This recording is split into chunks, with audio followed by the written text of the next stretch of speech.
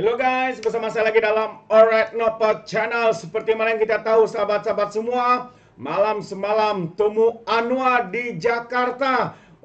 Yang lebih mengejutkan kita adalah ramai di antara hadirin yang datang adalah orang-orang artis-artis ya daripada Indonesia ya. Maka hostnya juga adalah seorang yang paling banyak ya follower di TikTok, di social media, Raffi Ahmad bersama dengan istrinya Dani juga ya ada di dalam sesi itu. Dan yang lebih mengejutkan adalah beberapa artis dari Malaysia juga turut serta dalam sesi temu Anwar di Jakarta ini.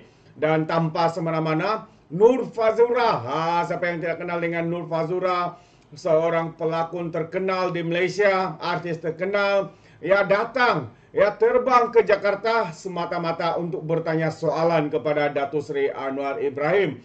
Jadi soalan apakah yang diberikan oleh Nur Fazura ini yang menarik untuk kita dengar, dan juga jawapan yang diberikan oleh Datuk Seri Anwar Ibrahim sedikit mengimbas kenangan dan juga penderitaan yang dihadapi oleh seorang yang bernama Anwar Ibrahim, Perdana Menteri kita hari ini. Jadi tanpa buang masa, saya mau kita mendengar ataupun menonton bersama soalan daripada Nur Fazura ini dan juga jawapan daripada Datuk Seri Anwar Ibrahim, sahabat-sahabat semua.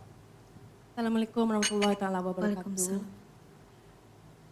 Datuk Seri, saya sebenarnya daripada semalam nak tanya, tapi mungkin hari ini ada kesempatan. Soalan saya ni saya rasa ramai boleh relate dan mungkin ramai nak tanya. Sewaktu Datuk Seri dalam penjara, apakah yang membuat Datuk Seri kuat? Apakah kekuatan Datuk Seri, dan juga mungkin boleh beri nasihat pada anak-anak muda kita bagaimana mereka terus kekal semangat dalam menghadapi apa saja ujian dalam hidup. Terima kasih. Assalamualaikum. Fazura nggak tanya sama saya. Bagaimana saya di penjara dulu? Ahmad Dhani, Pak D. Jangan karena kamu udah tahu terus nggak tanya, kan yang lain belum tahu. Ya. Kamu mau tanya Bulan? Nanti kita compare jawabannya Pak Anwar dengan Pak Dhani habis ini ya. Coba kita lihat lebih berbobot yang mana. Silakan Pak Anwar coba. Terima kasih Fazura. Kalau berbobot pasti Pak Anwar lebih berbobot. Karena saya cuma 11 bulan. Ya. Saya hampir 11 tahun. Masuk keluar penjara hampir 11 tahun. Kerja gila. Saya 6 bulan Pak, saya 6 bulan Pak. 1 bulan, 11 bulan, 11 tahun. Aduh. Silakan Pak. Siksa ya. Ini sebab itu saya bilang kita ini macam zaman Edan. Ronggo Warsito. Ya. Baik. Ada orang tanya, saya ada satu majlis, semua ada satu majlis ulama-ulama ada. Jadi ada yang tanya, Pak Anwar, apa yang dibikin dalam penjara? Kalau saya berjawab politik, jawaban politik itu lain. Tapi saya mau jawab ikhlas. Jadi saya jawab tentunya hafal Quran, hadis, dan sesorry ingat Azizah nyanyi lagu Azizah. Ada lagu Piramidi terkenal. Cantik rupamu dipandang mata bagai biduan dari syurga. Amin. Masya Allah suaranya. Jadi, tapi apa yang menyebabkan saya boleh survive? Saya selepas dibebaskan yang dulu, 2004, saya diundang oleh Mandela. Bertemu beliau, seluruh family pergi di Johannesburg. Dan kita bicara. Masa itu saya baru 6 tahun. Dia dia sudah 26. Jadi dia itu long walk to freedom. Masa itu saya bicara, saya short walk to freedom. Saya fikir tak masuk lagi penjara, lepas itu masuk lagi. Baik. Apa yang menyebabkan kita bertahan? Itu kerana keyakinan saya. Bukan maksudnya minta maaf ya, bukan ampun, bukan maksudnya dan istighfar. Bukan maksud saya nak tunjuk saya hebat, tidak. Saya nak ceritakan pengalaman pribadi. Saya juga fikirkan Azizah di luar, anak-anak. Jadi saya mau sehat dan kuat. Jadi bila berdepan mereka, jangan tunjuk kesedihan. Jadi tiap kali menemui mereka, saya baca doa. kemudian tanya hafalan Quran mereka, kemudian nyanyi. Ya. Ya, jadi anak-anak biar happy. Gitu. Jadi kalau tanya saya, kerana keyakinan dan saya mau bawa perubahan. Saya lawan korupsi dan saya mau tegakkan keadilan. Dan ini bukan suatu hal yang mudah. Bodoh saya kalau saya fikir lawan korupsi itu senang-senang. Enggak. Dan corruption is systemic. It involves the entire fabric of the government and society. It takes a lot of courage, effort to try and change the system. And you have the entire system, particularly those corrupt, those yang tidak senang dengan perubahan, akan buat apa saja untuk menghalang. Dan mereka kontrol semua. Pemerintahan, badan kehakiman, polisi, media umpamanya. Jadi kalau kita faham gitu, kita tahu kan suka.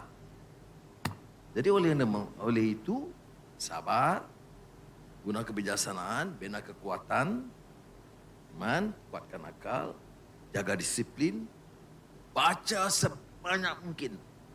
Jadi ke teman-teman saya dari Indonesia, termasuk Gunawan Muhammad ya, dari Tempo, itu dikirimnya Tempo, teman-teman yang lain, mana ada di sini, itu kirim buku-buku dari seluruh dunia. Saya teman-teman dari seluruh dunia, dari Amerika, dari India, dari England, kirim buku. Jadi saya baca sebanyak mungkin karena saya kata saya mau persiapkan diri saya untuk dalam penjara apa yang saya boleh lakukan. Hafal Quran, baca hadis dan kitab-kitab dan menguasai ilmu dalam pelbagai bidang supaya saya boleh keluar dan terus bertempur dari segi ideas.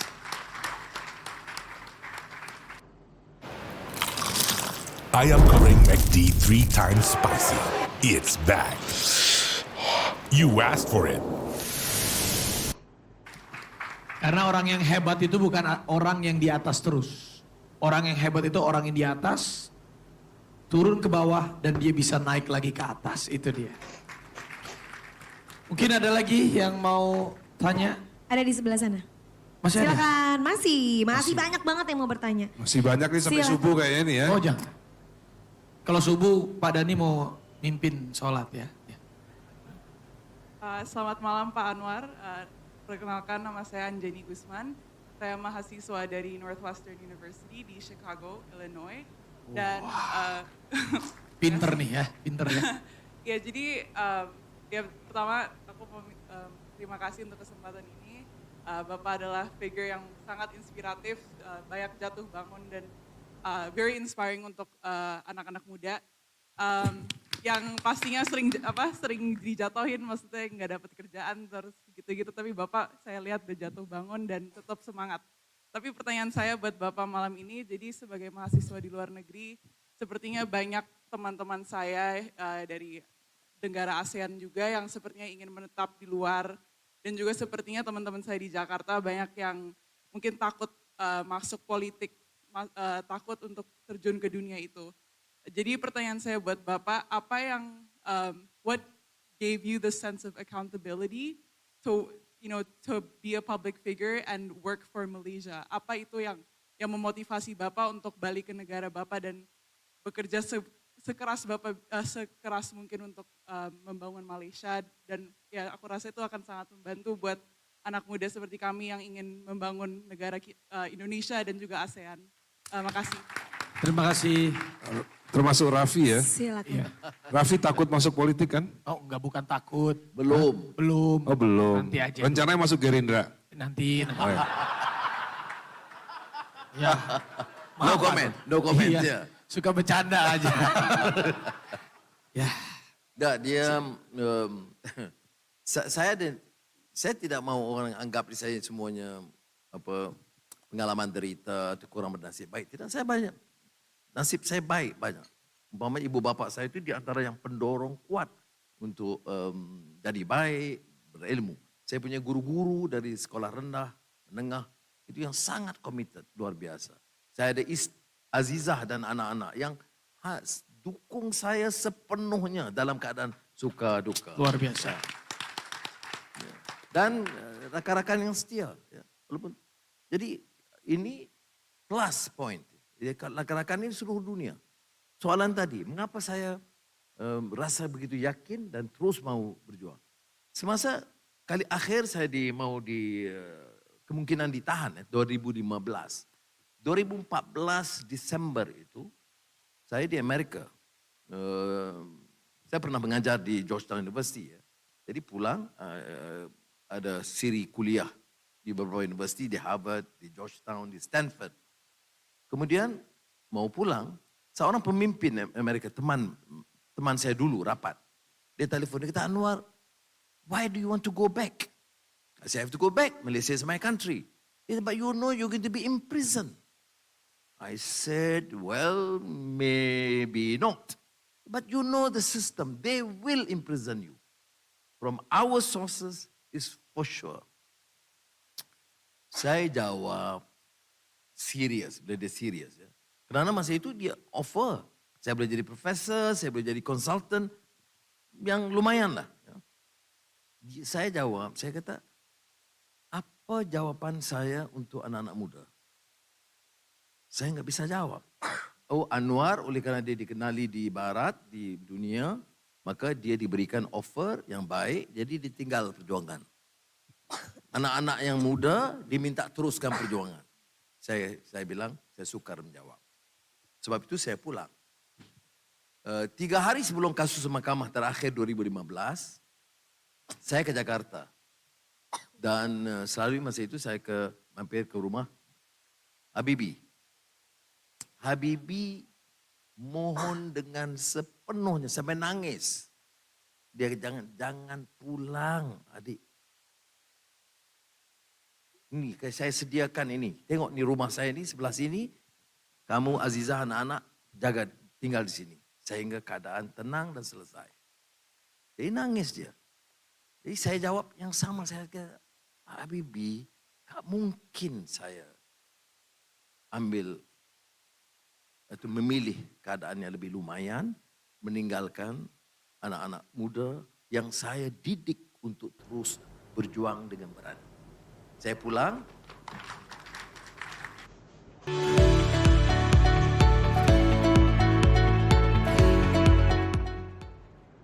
Jom menangi hadiah melebihi RM600,000 dalam peraduan Malaysia Boleh bersama Milo sekarang. 3 hari kemudian masuk lagi ke penjara. Tapi as I said and done, alhamdulillah sudah diuji, sukar.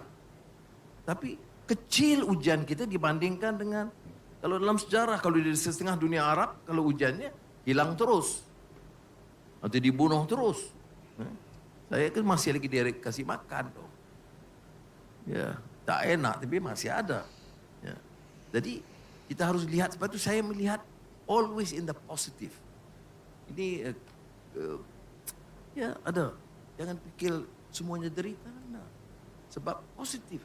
Fikir laluan-laluan itu. Sebab itu Nabi Muhammad SAW pernah ditanya oleh sahabat. Ayyun nasu asyaddu bala'an.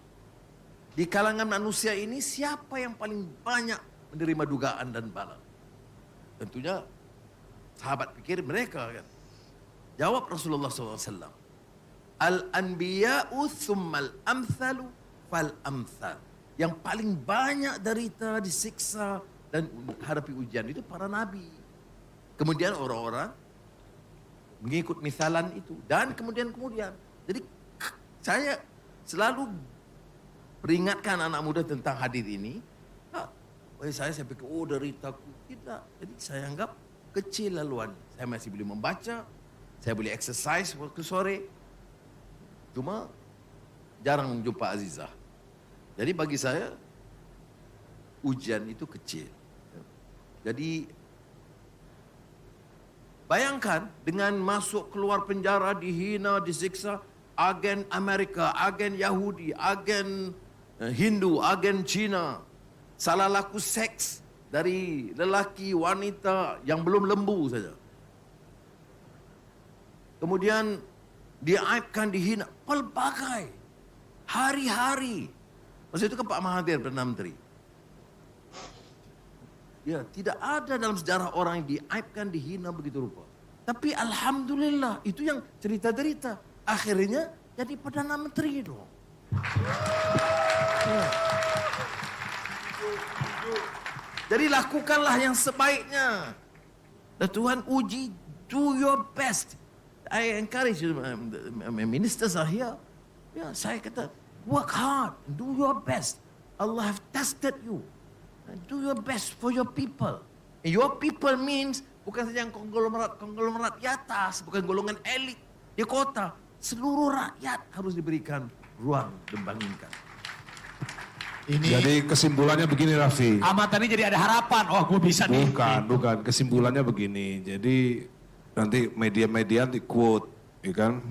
Anak muda Indonesia untuk memperbaiki negara, jangan takut masuk penjara. Bukan. Jangan, begitu. jangan. Oh, iya begitu maksudnya. Iya, Bu. Jangan takut masuk penjara, jangan takut masuk politik. Enggak. Iya. Masuk penjara juga takut semua, Mas. Enggak ada yang enggak takut, bagaimana? Ya, kalau untuk mempertahankan prinsip, gitu kan.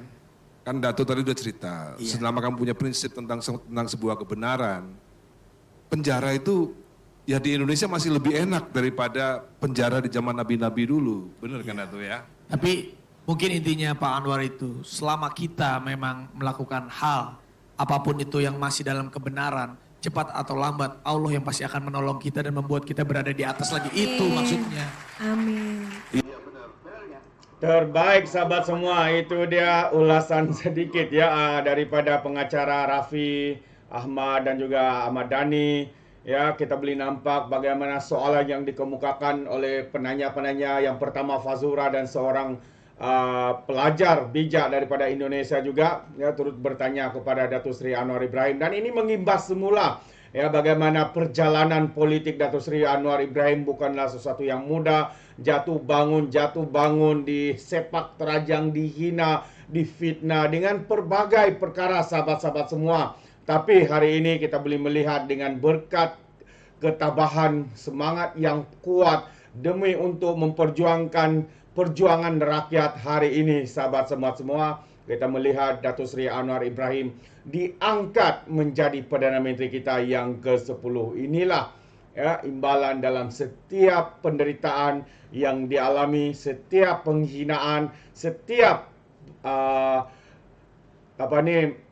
perlakuan yang begitu kejam ya terhadap Datuk Seri Anwar Ibrahim. Akhirnya hari ini Datuk Seri diangkat menjadi Perdana Menteri.